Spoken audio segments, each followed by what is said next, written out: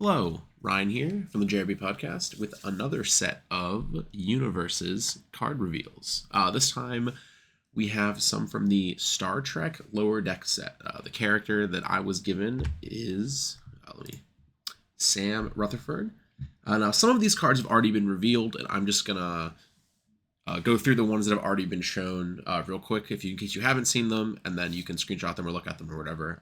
But I'm gonna talk about every single card in the deck today, the whole deck list, and a couple ideas I've had with maybe how to use them, going forward. So first we have the two character cards. These have already been shown, as well as the assets. And these cards, his ultra rare is relevant, and we're gonna talk about that more later. But and the action, I think the action is also extremely good, and I would not be surprised if this pops up in a couple competitive decks, namely Rodan. I think is specifically the one I think it'll be played in quite a bit.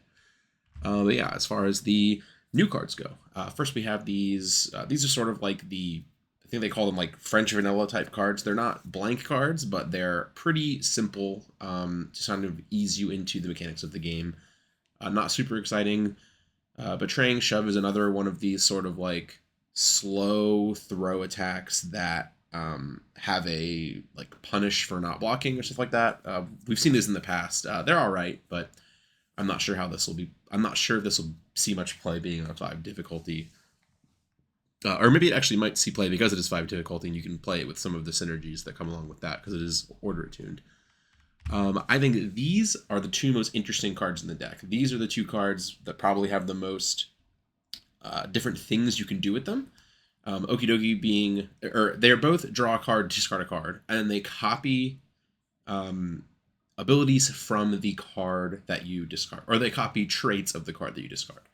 Okie dokie also has a new keyword, Frenzy, which is another like sort of mid-rangey to aggro type of thing where it'll help you break through opponents playing like super wally decks where they're just blocking a bunch of attacks that you're throwing at them.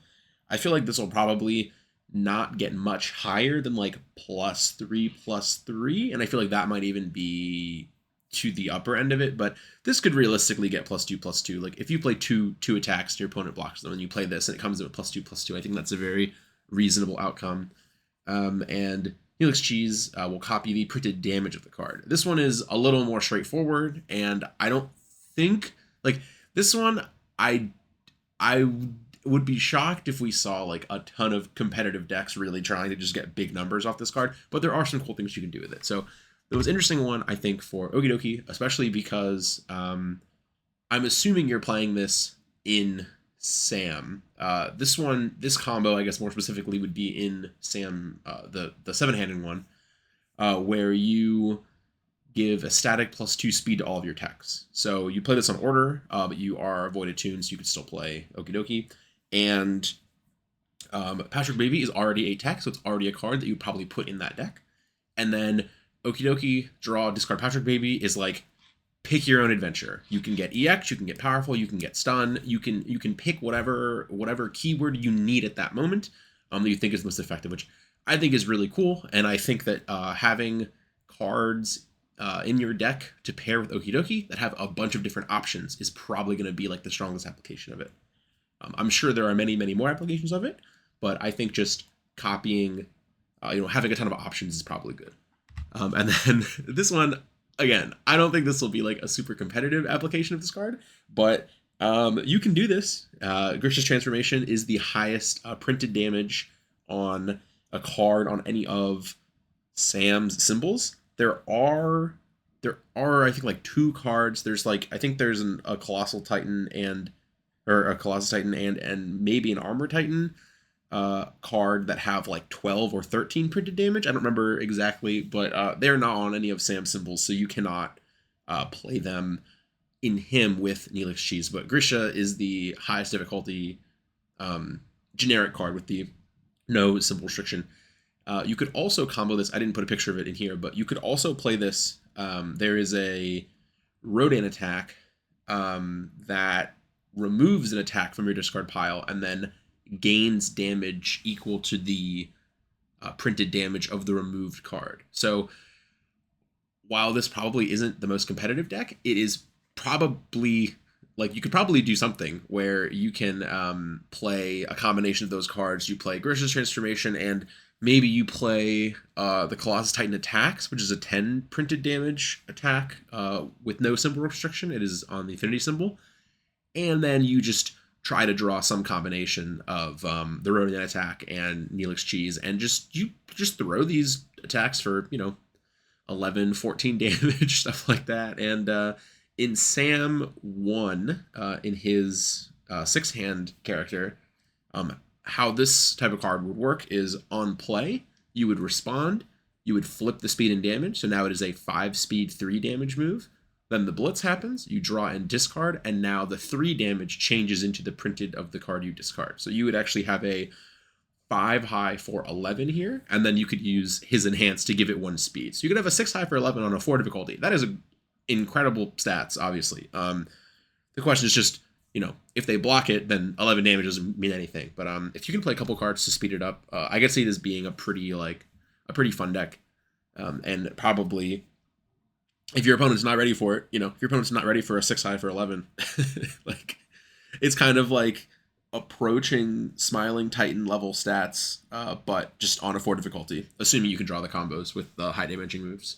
So then the last attack in the Dag Virus upload, just a stun 2 card. I think it's a pretty, a little better than some of the other almost vanilla type attacks. 1 low block is fine, and then in the 7-hand Sam, it gets +2 speed because it is a tech, and that is a deck where you do want to be having a lot of stun abilities, stunning them out, which I'll get to some other synergies with him towards the end. But yourself, enhance, remove, return this to sprint, speed, and damage. This is sort of like Eden Box, which Eden Box has been played a lot. I don't think you would play Other Self on the order symbol because Eden Box is on the order symbol, and you'd probably just play Eden Box.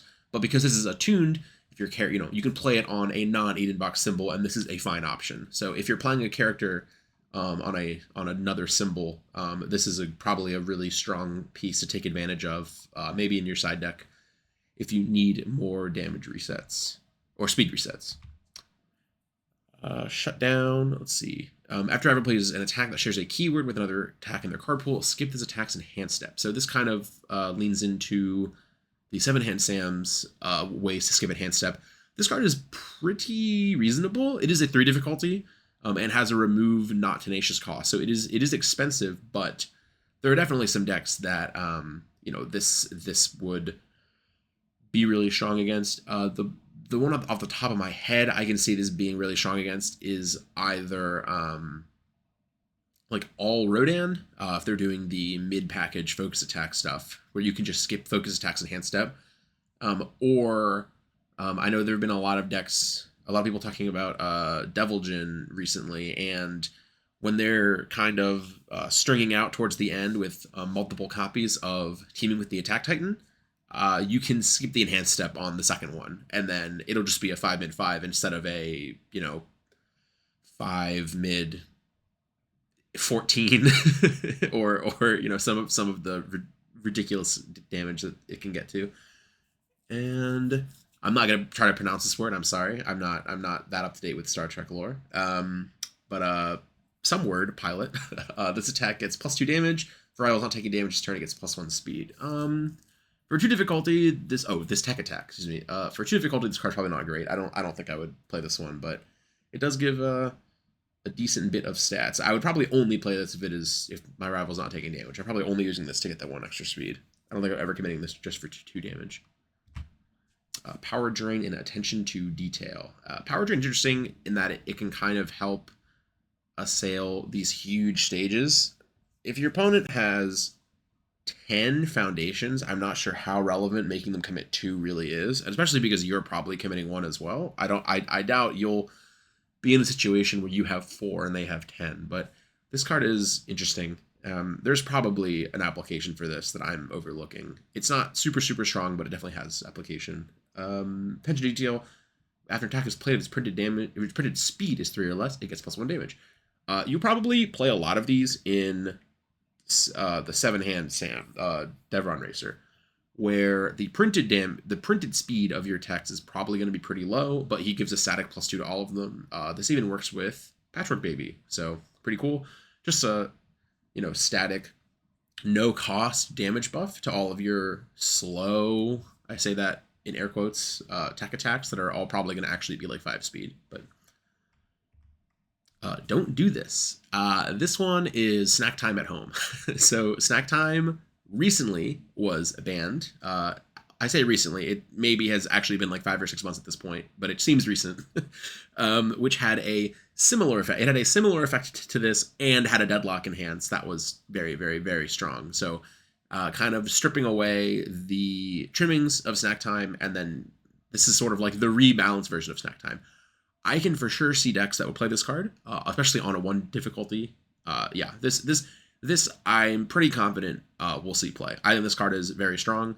This is not a card that every single Order Tune character will automatically play multiple stuff, but Order is kind of light on good 1 difficulty foundations if you're not if they don't really support your archetype. They don't have too many good generic ones. So if you're playing on the Order symbol, and then of course this is just Order Tune, so you could play in a bunch of different characters, but this is probably one of the cards that I think will see the most play from this deck, in my opinion, across the widest range of decks. Attitude Selector is also not bad. Just a classic 1 difficulty flip draw card that has new triggers, right? Anything that if you discard, remove a card from your hand, draw a card. Don't do this. Discard a card from your hand. This is a combo. You get to filter the card that you're discarding to get stun 1. And then if your character has discard on face as one of their abilities, then Attitude Selector is going to be pretty relevant, I think. And then the final foundations, Memory Upgrade and Dial Adjustment. Memory Upgrade is interesting because Sam Devron Racer has the skip the enhance step enhance, and then Memory Upgrade says on your rival's attack, you actually get to play the first enhance. You can do the same sort of combo that Ida 1 used to do, which is Ida 1, his effect was just you got the first enhance, and he had a foundation that said skip the enhance step. So this time you have a character that says end the enhance step, and you have a foundation that says you take the first enhance. So you can do the same gameplay just with the foundation and the character ability have switched, which is interesting. I don't think this card is super relevant other than in Devron Racer, though, because generally speaking, getting the first enhance isn't super relevant. It's some light counterplay to Deku, to the new Deku, where if they're trying to do something where like they try to flash Phantom Threat after as their first enhance, you can take the first enhance away from them and maybe do something, but that's pretty thin because they also just, if this is face up on your stage, they have ways to flash it before even using an enhance, so they could just deny you of this entirely. And Dial Adjustment. This attack gets -2 speed. Commit. This attack gets -2 speed and +2 damage. This is another one. We've seen a ton of these commit for -2 speed effects recently, and then this is just has the slight, I'm not even sure to call it upside or downside of +2 damage. On your own attack, giving +2 damage is good, I guess, but then you're giving your own attack -2 speed, which is not good. And then on the rival's attack, you're giving it -2 speed and +2 damage is not good. But if you block it, it doesn't matter if you gave it damage. So it's basically just, it's a downside to half blocking your rival's attack and an upside to them trying to half block your attacks, I suppose. It's an odd card, and I think currently we have better options for commit -2 speed, but maybe after rotation, this is another card that we look at again. If you don't want just enhance -2 speed, period, and you need to do something else, or you have other type of effects that can manipulate stats, then perhaps this is something that you look at. So that is all the cards from the decks.